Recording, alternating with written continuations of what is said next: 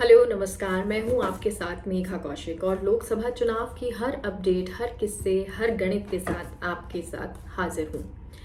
और आज दिन भर किस तरह से तस्वीरें रही हैं, क्या क्या रोचक तस्वीरें नजर आई हैं और शायद आने वाले वक्त में भी नजर आए, उनका बड़ा लिंक है, उन सब पर जिक्र करेंगे। और सबसे बड़ा और सबसे रोचक मुकाबला जहां है 25 सीटों में से, वो है एक बाड़मेर जैसलमेर। और वहां अब बीजेपी नजर आने लगी है।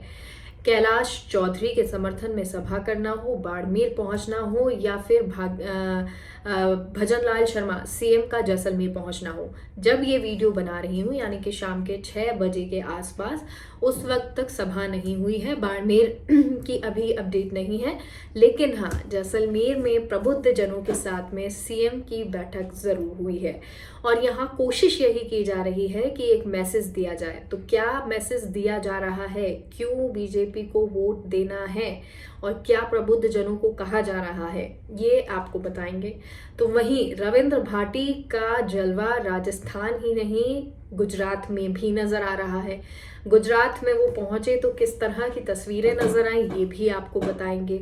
वहीं एक जिक्र करेंगे जालौर सिरोही सीट का। जालौर जहां से बसपा के प्रत्याशी लाल सिंह धानपुर, उन्होंने अपना समर्थन कांग्रेस को दे दिया है। लेकिन उस दौरान क्या तस्वीर थी, कैसे जो उनके कार्यकर्ता थे वो उन्हें रोक रहे थे, वो भी आपको बताएंगे।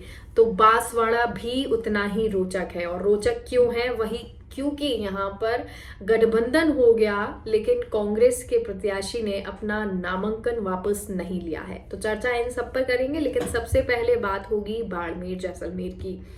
क्योंकि बाड़मेर जैसलमेर बीजेपी ये समझ रही है कि यहाँ पर चुनौती बहुत होगी और इस चुनौती के लिए जरूरी है कि 3 त्रिकोणीय मुकाबला है। और त्रिकोणीय मुकाबले में तीसरे नंबर पर तो बीजेपी रहना नहीं चाहेगी, जरूर चाहेगी कि पहले नंबर पर ही आए। और इसके लिए जरूरी है कि ज्यादा से ज्यादा स्टार प्रचारक पहुंचे, ज्यादा से ज्यादा जो प्रबुद्ध जन हैं या जो लोग हैं अलग अलग समाज के, उनसे बातचीत हो। तो यही कोशिश अब बीजेपी की जारी है। और इसके तहत सीएम भजनलाल शर्मा जैसलमेर में पहुंचते हैं और वहां पहुंचकर प्रबुद्ध जनों से बात करते हैं। क्यों बीजेपी को समर्थन देना चाहिए, क्यों बीजेपी के साथ होना चाहिए, इसका जिक्र किया गया। तो क्या, और जो कार्यकर्ता थे उन कार्यकर्ताओं में भी जोश भरता हुआ नजर आ रहा है। तो क्या सीएम के पहुंचने से बहुत कुछ फर्क पड़ेगा और क्या सीएम जो बाड़मेर जैसलमेर की हवा है उस हवा को बदलेंगे? क्योंकि वहाँ की जो रिपोर्ट्स हैं या जो वहाँ के रिपोर्टर्स हैं या जो वहाँ से इंफॉर्मेशन आती है, उस आधार पर अभी तो ये कहा जा रहा है कि लगातार जो रविंद्र भाटी हों या उमेदराम बेनीवाल, उनके गजब के सभाएं चल रही हैं और खासतौर पर रविंद्र भाटी की ज्यादा जनसंपर्क हो रहे हैं। तो ये बीजेपी के लिए बड़ी चिंता वाली बात होगी कि वो पीछे नहीं रह सकती है। और इसीलिए अब आने वाले दिनों में आपको प्रधानमंत्री मोदी भी वहां पर नजर आएंगे, आपको वहां पर शाह भी नजर आएंगे, आपको राजनाथ सिंह भी नजर आएंगे, यहाँ वहां पर आपको यूपी के सीएम भी नजर आएंगे। तो धीरेन्द्र शास्त्री का जिक्र भी कर लेते हैं। धीरेन्द्र शास्त्री भी वहां पहुंचने वाले हैं, लेकिन उससे पहले जोधपुर में धीरेन्द्र शास्त्री पहुंचे और पंडित धीरेन्द्र शास्त्री ने जोधपुर से एक मैसेज दे दिया है। क्या मैसेज दिया है? मैसेज दिया है हिंदुओं को एक होना चाहिए। उन्होंने कहा कि जोधपुर, अब मैंने गजेंद्र सिंह शेखावत जी से कह दिया है कि अगली बार आऊँगा तो 5-6 दिन यहाँ पर रुकूंगा, यहाँ पर जो है कीर्तन करेंगे और जो दिव्य दरबार होता है वो लगाया जाएगा। और हिंदुओं को अब एक हो जाना है और जाति पाति इन सब को भूलकर हिंदू को एक होकर संगठित होना है। क्या मैसेज दिया है? अब मैसेज साफ है, इसके माध्यम से वो क्या कहना चाहते थे।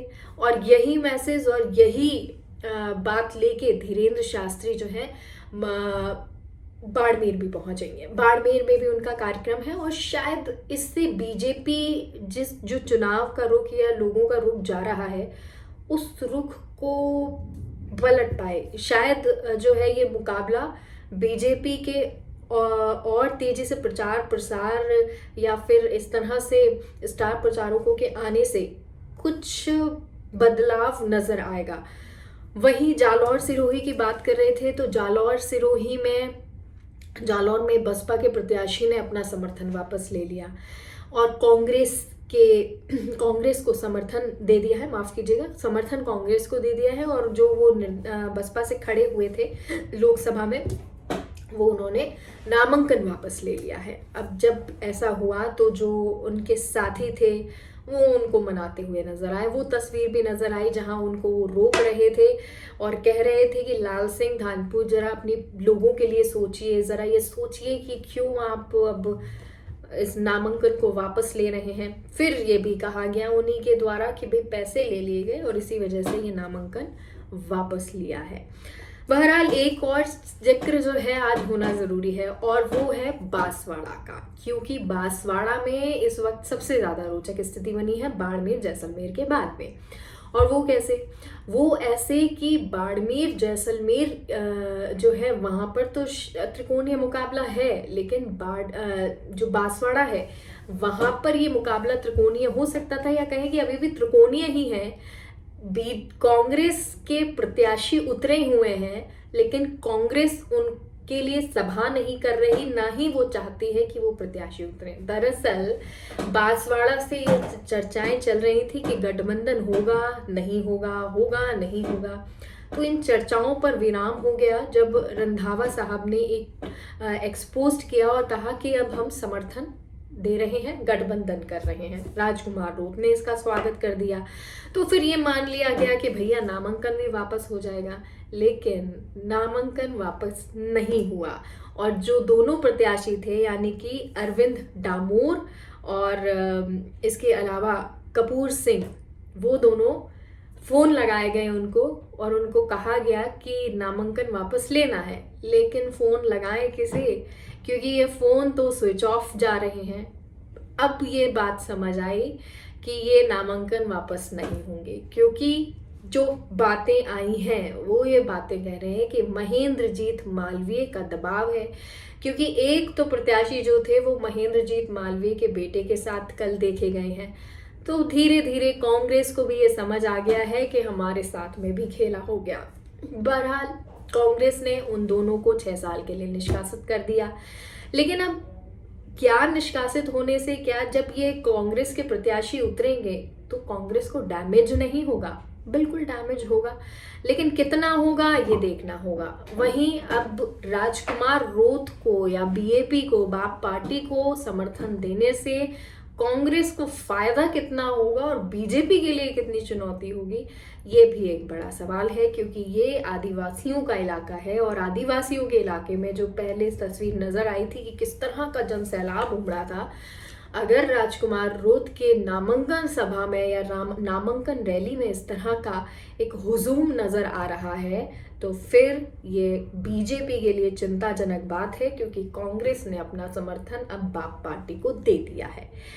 वहीं रविंद्र भाटी का जलवा बरकरार है। ये आखिर में बात कर रही हूं मैं, लेकिन रविंद्र भाटी का जिक्र अगर नहीं हो तो कहानी थोड़ी सी कम, किस्सा जो है वो रोचक कम हो जाता है। क्योंकि आजकल एक ही एक चीज आपको सोशल मीडिया पर नजर आएगी और वो है रविंद्र भाटी का लोगों के बीच में रहना। रविंद्र भाटी राजस्थान में जब, क्योंकि गुड़ामलानी में, धूरी मन्ना में कल मौजूद थे और वहाँ की जो तस्वीर नजर आ रही थी, भाटी भाटी के नारे लग रहे थे। और ये वो इलाके जहाँ कांग्रेस के नेता इस इलाकों में मजबूत हैं, वहाँ पर इस तरह भाटी भाटी के नारे लग रहे थे। तो चिंताजनक बात तो कांग्रेस के लिए भी है और बीजेपी के लिए भी है।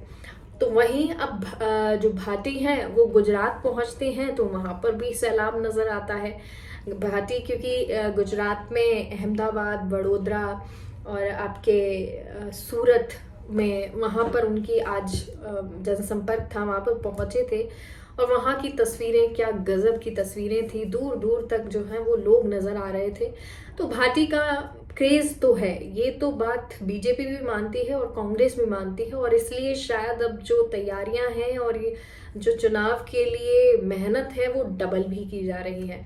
रविंद्र भाटी आज नजर आए गजब, अहमदाबाद में, वडोदरा में, वहां पर उन्होंने अपनी संबोधन भी दिए तो लोगों के बीच भी नजर आए। बहुत सारी तस्वीरें थी जहां दूर दूर तक ये सैलाब नजर आ रहा था। तो क्या अब रविंद्र भाटी जो हैं वो बाड़मेर जैसलमेर में दोनों पार्टियों के लिए बहुत बड़ी चुनौती बन गए हैं, या बीजेपी जिस तरह की अब स्ट्रैटेजी अपना रही है उस स्ट्रैटेजी के चलते अब शायद रविंद्र भाटी के लिए मुश्किलें खड़ी हो जाए। बहरहाल ये ज़रूर है कि 26 तारीख 25 तारीख तक रविंद्र भाटी हो या फिर बीजेपी हो या फिर कांग्रेस, उनको प्रचार प्रसार जोर शोर से करना पड़ेगा, खास तौर पर रविंद्र भाटी, क्योंकि बीजेपी या कांग्रेस के पास तो स्टार प्रचारक हो सकते हैं, खासतौर पर स्टार प्रचारकों की भरमार बीजेपी में जबरदस्त है और वो आने वाले दिनों में नजर भी आ जाएंगे।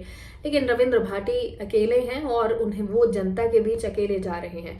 अब इसका पॉजिटिव इम्पैक्ट जनता में पड़ता है या फिर उन्हें और मेहनत करनी होगी, ये तो खैर जनता बताएगी। बहरहाल ये आज की तस्वीरें और कहानी थी। अगर आपको पसंद आए तो लाइक कीजिए, सब्सक्राइब कीजिए। नमस्कार।